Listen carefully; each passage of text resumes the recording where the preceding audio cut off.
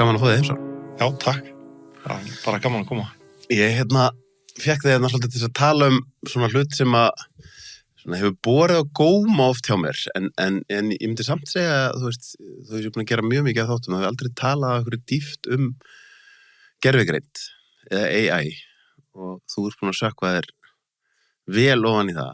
Ég svona pæli bara hvar við eigum að byrja, fyrsta lagi bara orðið gervigreind eða AI. Já, þetta er náttúrulega erfitt orð, sko. Raun og veru algjört nefni.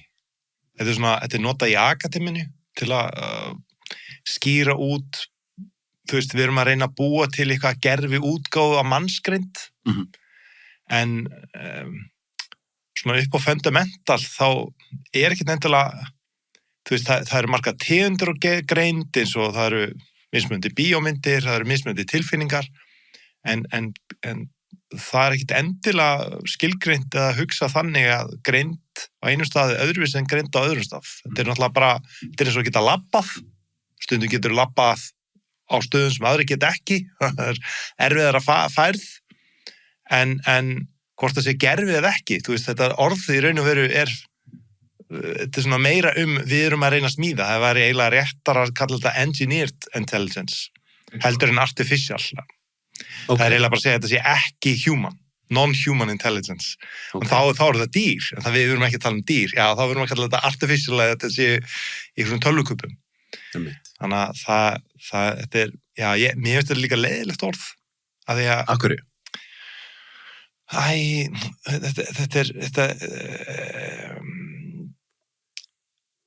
Það ekki, mér finnst það ekki bara nógu lýsandi hvað er að gangi, þetta svona litar allt sem er að gerast á vitlausu leið, og það við erum með það sem við viljum kalla artificial intelligence út allt, og við höfum verið með það í mörg hundruð ár.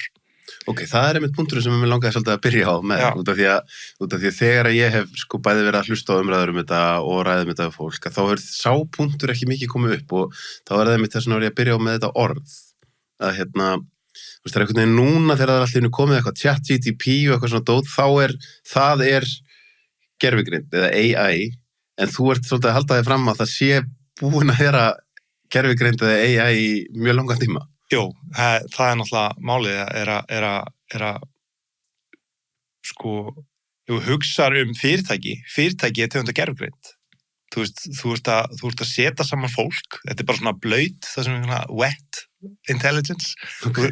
Og blanda saman mannsheilum til að mæta ykkur markmiði, og getur þú séð að fyrirtæki sko geta gert hluti og gera hluti sem er ekkert endilega öllum þeirra starfsmönnum í hag eða þeirra vilja, það sem þau myndu vilja gera sjálf. Þannig að þetta er eitthvað fyrirbæri sem myndast út af einhverjum öðrum kröftum. Og við erum raunur verum bara, kauparnir í þessum vélum, sko. Okay. Og sama gildi þjóðfélagi í heild sinni. Og þetta er náttúrulega eldgamalt kerfi, þetta er núna orðið meira en 200 ára gamalt, kerfi sem við erum með núna upp á stjórnarskipulægir, lögfræði pappirina sem sem eru svona source code-in í þessu kerfi. Okay. Og það eru rosalega takmarkanir á þessu. Og það er það sem fólk er svolítið að finna fyrir núna, það sem er ótrúlega skemmtilegt fyrir mig, ég er búin að vera að hugsa og spekula um svo hluti bara í 20 ár. Og fyrir 20 ára var ekki hægt að tala um það. Það skildi það enginn.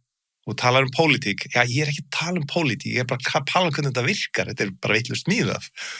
Og það er að gera þetta betur, en nú er fólk viðtækara fyrir þessu, og líka allar þessar breytingar sem hafa verið og allt þetta sjokk sem hefur verið í síðustu árum í pólitíska kerfinu, fólk er aðeins farin að fatta, það eru hérna hluti sem er ekki alveg í lagi, hvernig lögum þá? Og ég held að við séum komin á þennan stað núna. Ertu þá að tala um, sko, að ég nefnilega hef alveg talað um þetta í þessum þáttum, að þú ert þá að tala um einmitt, sko, í staðin fyrir að við séum að tala um pólitík, þá erum við að tala um kerfið sem býr til pólitíkina, eða kerfið sem pólitíkin rúlar á, í staðin fyrir að vera að tala um bara peninga og verðbólgu, þarf að tala um peningakerfið. Þannig að þegar þú segir 200 ára,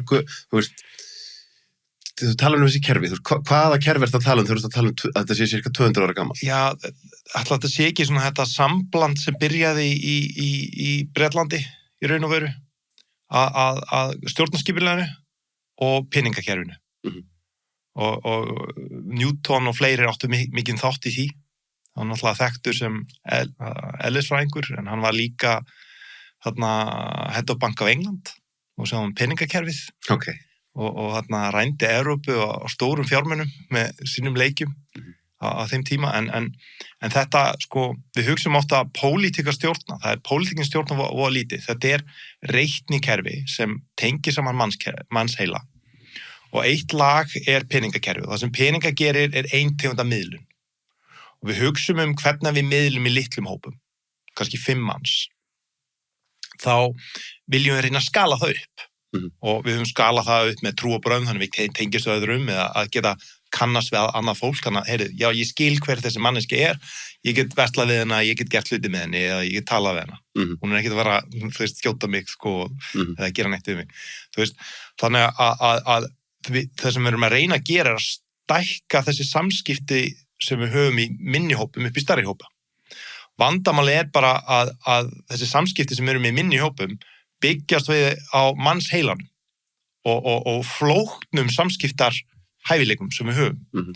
En til að skala þetta þá það sem snilldin sem peningakerfi og vaxtakerfi gerir, þetta leyfir þér svona, ef að þú getur ábyrst eitthvað hlut og að hann standist, þá ertu komið með þennan skipti og getur skipst á hlutum í stærra samhengi. Þannig að þetta eins og lítill fugl sem getur bara bíp, bíp, bíp, með ekkert communication, nema bara bíp í þessu. Það svolítið eins og peningakerfið. Þetta svona einfaldasta communication kerfi sem hún getur hugsaðir, en trakkar síðan nákvæmlega hver skulda hverjum. En sem það svolítið... En þetta sem þú ert að lýsa núna, mér finnst það áhugaverð pæling, að þegar við erum að taka, þú veist, ef við tækjum þetta bara þannig að, sko, og maður sér alveg sumstaðar, þegar því ég nefndi hérna við áður við byrjuðum, ég ferðast mikið, þá sér maður sumstaðar býr fólk ennþá í svona træp, það sem þú kannski, þú veist, eins og í Afríku og annars staðar sem kannski bara 50 til 100 manna træp, og þið eruð ekki að treysta jafn mikið á hið opinbera eða eitthvað kerfi til að bjarga ykkur, þannig að þú veist, þú eignast barn og þá eru hinir að hjálpa þér að ala upp barnið. Ef ykkur að verða gamall, þá það træpið sem að sjá viðkomandi þegar hann getur ekki lengur séð fyrir sér sjálfur og svo framvegis. En þegar þú nefnir þetta með, þú nefndir 5 og síðan erum við að stækka þetta, glatast ekki alltaf eitthvað þegar við ætlum að fara að búa til kerfi fyrir svona rosalega marga? Jú, það nefnilega máli, af því að ef við tölum eins og peningar, það vantar þarna inn, til dæmis peningar hafa ekki minni, þeir hafa ekki eigin reiknigetu. Og ekki eins og þegar þú hefur í samskiptum, þú getur svona aðlagast aðstæðum, peningar gera það ekki. En þeir tengja okkur saman og gefa okkur svona markaðslegt ákvörðunarvald. Og það hjálp, og það vinnur rosalega vel með, þú veist, stjórnarkerfið það sem svona mjög low bandit, það gerast hlutir hægt, ekkert endilega besta útkoma, en þú veist, einhvern veginn hlutinni breytast. En þannig að það rosalega lítið svona þrúput í stjórnarkerfinu. Það á að halda utanum hitt. Þannig að meirihlutan öllum ákvörðunum gerist í, þú veist, lögfræði pappirum sem hefur svona frameworki og peningar sem skiptast á milli. Þannig stækkum við hópinn. En það eru gallar í þessu kerfi. Þetta prótókoll sem náttúrulega nokkur 100 ára gamall. Hann magical á mörgum leið. Hann getur keyrt offline. Þetta AI-kerfi sem getur keyrt offline. Þú veist, það mjög resilient, þú getur verið með fjármálastjórnun hérna ofan að þessu og alls konar og þú getur byggt inn rosalega marga hluti, en fundamentally þá byggir hann á, þú veist, einum mjög mikilvægum grundvelli sem ég held að allir ekki eru búin að átta sig á, sem en kannski náttúrulega hagfræðingar tengja mjög vel, sem bara þarna value of human labor og þetta intellectual labor mest í dag og það eitthvað manual labor en oft það bara þessi hlutur að þessum handverkum sem þarf síðan smá greind í og við erum að koma á tímabil þar sem að greinda hlutin að vera listur líka, alveg svo vélræni hlutin var listur og þegar þú setur þessu hluti saman þá erum við að tala allt list og þá erum við að tala kerfi sem byggt upp á, þú veist, ef þetta var í Bitcoin kerfi og allt í einu getur prenta Bitcoin frítt hvað gerist við kerfið? Það hrynur. Allar breytingar, allar fréttir sem komu fyrir það þú veist, það færi fá upp, kerfi fá niður, en þegar þú getur prentað frítt, þá breytast undirstöðurnar. Og það miklu verra heldur en hún heldur, til dæmis við allri mannsögunni verðmæti í því að hafa annað fólk. Þú veist, ef ég ætla að vera með meir, þú veist, ég ætla að vera ríkur, ég ætla að vera voldur, ég ætla, þú veist, að vera í traustu samfélagi, þá að vera með meira fólk styrki þig. Út af því að fólk hefur verðmæti í þessu markaðskerfi. En við leið og við, sko, og við þurfum einu sem ekki að fara alla leið að geta sjálfsnávæða allt, sko, en leiðum við sjálfsnávæða nóg mikið, þá verður svona neikvætt virði á meirihluta mannsfólksins. Hvernig þá? Út af því að þú þarf bara að sjá það kontributar ekki neitt. Ég skil. Þannig að eftir sem út með fleira fólk, þá samfélagið þitt fátækara. Þetta áhugaverð pæling. Og getur hugsaði, þú veist, hvaða undir núverandi kerfi, þú veist, hvaða áhrif það hefur, að byrja kannski svona litlar afsækningar, að þeir eru farnir að vera eitthvað leiðilegir, við þurfum að losa okkur við þá og svo frammeins. Og þetta kerfið sem við erum að fara að detta inn í, þetta scarcity machine. Og ástæðan sem, þetta svona ennþá dýpra vandamáli í raun og veru út af því að það sem hefur verið gallinn í þessu núverandi kerfi að það eru fullt af hlutum og við tökum eftir þessu bara reglulega og meiri hlutur af vandamáli sem koma ljós núna tengjast þessu. Og það það að hvað subjectivity á íslensku? Höldum okkur bara við subjectivity. Ok, já. Þannig að það fullt af hlutum sem eru subjektífir. Það sem það skoðun hlutin. Og við heldum að þetta svona hlutur sem eru umdeildar skoðanir. Og okkur höldum við það. En það út af því, í flestum kringumverður eru skoðanir í raun og veru ekkert sérstaklega umdeildar. En það að því út af því að þú getur ekki skrifað það niður á blað. Þannig að segja, heyrðu, við ætlum að búa til reglu, þá má bara vera góður í ballettdansing. Hvað þýðir það? Það má bara gott fólk vera hér. Hvað þýðir það? Það má bara fallegt fólk vera hér. Hvað þýðir það? Hver tekur skoðun á þessu? En það finna við að við höfum þetta umdeilt. Þetta bara eye of the beholder og svoleiðis. En það sem ég vil challengea svolítið að fyrst og fremst allir þessi hlutir sem eru svona subjektífir, það ekki hægt að skrifa niður á blað. Þannig að reglukerfi okkar sér ekki þá. Það sem sér markaðskerfið. Það með aðeins meira flex. Okay. Það því að fólk getur keypt og allt og þá fólk að meta það svona í hópum. En það sem gerist þegar markaðskerfi brotnar, þá erum bara með reglukerfi og scarcity-kerfi eftir. Fólk skiptir ekki lengur máli. Það allir þessi hlutir sem eru subjektífir. Allir þessi subjektív hlutir, allt sem skiptir fólkmáli. Þá dettur allt sem humanist úr kerfinu. Og lögfræðin stendur bara eftir. Ok, þetta áhugaverð. Hvað það sem þú kallar, sko, því að við brýtum þetta aðeins niður, að því við erum konir, þetta eru mjög djúpa pælingar, svona fyrir það sem eru að hlusta, að það sem þú kallar scarcity kerfi. Já. Hvað áttu við þegar þú tala um það? Það eru takmarkaðir resursar og ein leið til að hugsa núverandi kerfi að miða við reglu, þá erum alltaf að reyna að hámarka einhverja nýtingu á þessum hlutum miða við einhverja fjárhagslega staðreyndir. Og þegar fólk komið með neikvætt virði, þá náttúrulega viltu minnka það. Og það svolítið hættulegt. Út af því að þetta eru markaðsöfl sem byggja þetta upp, þetta eru markaðsöfl sem fólk síðan kaupir inn og það öllum í haga að fylgja þessu kerfi. Og hættan að við fylgjum þá alla leiðina niður. Góða punktur, að því að sko einmitt, ef maður hugsa þetta þannig í fortíðin einmitt að þá hafi, þú veist, segjum sem svo þú sért með samfélag, þú ert með mikið af fólki, þá ertu með mikið af vinnuafli og vinnuaflið getur búið til hluti. Já. En svo erum við núna einmitt komin inn á tíma þar sem að, þú veist, það er náttúrulega eitt af því sem hefur verið talað mikið með framþróun AI að það verði svo mikið af störfum bara óþörf, sko, og það verði mikið af fólki atvinnulaust og þá þarf hið opinbera að halda fólkinu uppi. Þannig að það sem þú ert að segja mitt að þú veist, hvert fer þetta þegar það allt í orðið neikvætt að vera með mikið af fólki því það í raun og veru bara kostnaður. Já, það bara kostnaður og kerfið hægt að hugsa þig út af því að þú hefur ekkert virði að bera í kerfinu. Þannig að allt þetta subjectivity sem var inn í kerfinu, sem byggt inn í markaspartinn að passa upp á, hann þar út af því að við höfum vald sem einstaklingar út af því að við höfum virði. Þannig hefum byggt upp kerfið. Það var svo fundamental, það var ekki hægt að gera það sem fólk gæti gert. En leið það breytist, þá erum við að hugsa, úps, þetta bara virkar ekki lengur. En þetta líka svona spennandi upp á það að þegar við tölum subjectivity og að þú getur ekki skrifa svo hluti niður, það eitt sem AI getur gert, að capture þetta subjectivity. Ok, við nú erum aðeins þú ert að nota sérhæford, hvað sér capture, að góma. Ég miklu betur á ensku, sko. Ég flytt út 6 ára, sko. Þannig þetta svona 6 ára íslenska. En út af því að, sko, að við höldum okkur aðeins við að hver þetta hefur verið síðustu 200 ára, og þú nefndir á þann að, minnst einhvern veginn maður hugsar með svo COVID og svona ákveðna atburði sem átti stað á síðustu árum, þá finnst mann eins og fólk sé aðeins meira farið að spurja sig út í þessi kerfi.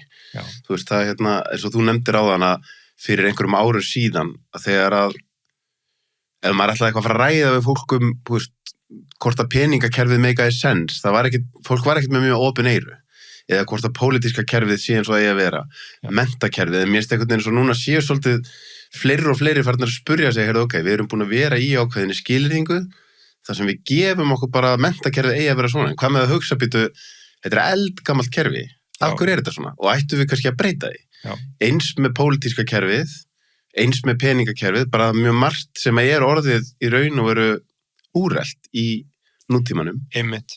En ef maður spyr sér, sko, artificial intelligence og þessi spurning þegar þetta fer að verða betra og betra og í raun og veru nánast að þróa sjálft sig, það þá alltaf háð inputinu sem var sett inn, þar að segja ef að við sem mannskepna höfum við verið í ákveðinu, ég meina við erum ennþá að drepa hvort annað í stríðum, það ákveðna takmarkanir í okkur og erum við þá að setja takmarkanirnar inn í kerfið, inn í þá artificial intelligence kerfið. Já, þetta náttúrulega skemmtileg spurning. Sko, ég trúi rosalega mikið af vísindalega hugsun og að það setja leysa hluti ef þú smíðar og vel. Þannig að hlutir aldrei, þú veist, linja, hann þetta. Þú veist, það bara hvernig leysum þetta og hvernig við leysum þetta eins og við viljum hafa það. Út af því að ef þú lætur hlutina bara liggja og segja, þetta besta sem við getum gert. Já, nei. Hugsa maður þetta, hvernig getum við gert það betur? Já, gera það betur, þá eyðileggur ykkur annað. Já, ok, smíðu hann þannig að það gerir það og eyðileggir lítið ekki. Þannig að það alltaf, hvernig getur við bætt engineering inn í hlutin til að bæta stöðuna sem við erum í. Það það sem mannkynni hefur gert rosalega vel, en það einhvern veginn þegar við byrjum að tala pólitík og aðra hluti, þá einhvern veginn gleymi fólk að það hægt að engineera hlutina og það út af því að við höfum náttúrulega búin að vera sko á síðustu 100 árum með kommunista og aðra hluti sem hafa bara virkilega hrættfull fólk upp á að reyna gera einhverja breytingar. En ef maður horfir á við förum bara mörg 100 ára aftur í tíman og horfum á það sem virðist vera einhvern veginn í mannskepnunni að þeir sem ná að komast til valda, það einhvern veginn, ef það væri innbyggt í okkur bara algjör samkennd og empatía og þeir sem kemist á toppin væru líka þar. En maður hugsa það sem hefur gerst í framþróun allra þessari kerfa að þá endar það mjög oft með því að þetta 1% eða þeir sem eru á toppnum, að þeir alltaf að tósa meira og meira til sín. Því maður hugsa bara frá því interneti kom, bara hvað allt orðið miklu einfaldara og í raun og veru ættum við öll að hafa það dálítið betra, en það sem hefur gerst að peningurinn sópast bara upp á toppin, sko. Já. Og þá hugsa maður sama núna að, þú veist, í raun og veru getur þetta bara margfaldast núna með AI og allri tæknin og þróunin að völdin og auðurinn muni bara halda áfram að safnast meira og meira á örfáa. Já, og akkurat og líka með AI, þú getur ímyndaðir, þú veist, meira þess að þessi harðstjórar sem í dag, þú veist, þeir þurfa að tala við annað fólk til að koma hlutum á verk. Hvað gerast þegar þeir þurfa ekki að tala við neitt annan lengur? Þú veist, það verður bara eitthvað spillt barn í horni með óendalegt mikið allt. Þú veist, það bara terrifying. Og AI síðan líka að opna á meira og meiri tækni. Þessi þáttur áskriftaþáttur. Inni á sölvitryggva.is fá áskrifundur aðgengi að öllum útgefnum þáttum, aukaefni og nýjum þætti í hverri viku.